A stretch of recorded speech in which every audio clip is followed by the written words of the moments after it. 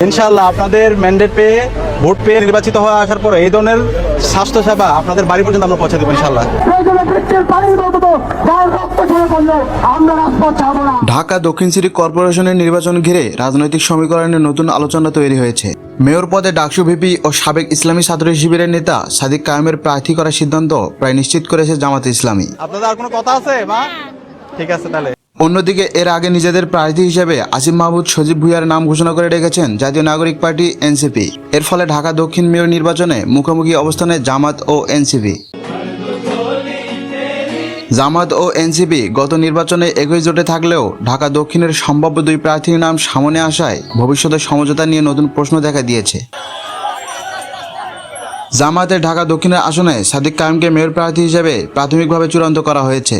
নির্বাচনের প্রস্তুতির অংশ হিসেবে তিনি সম্প্রতি ইসলামী ছাত্র শিবিরের কেন্দ্রীয় আন্তর্জাতিক সম্পাদকের পদ ছেড়ে দিয়েছেন। অন্যদিকে এনসিপি ঢাকা দক্ষিণ আসনের মেয়র প্রার্থী হিসেবে আসিফ মাহমুদকে চূড়ান্ত করে রেখেছে। ফলে জামাতের এই সিদ্ধান্ত এনসিপির একটি অংশে অস্বস্তির সৃষ্টি করেছে বলে জানা গেছে।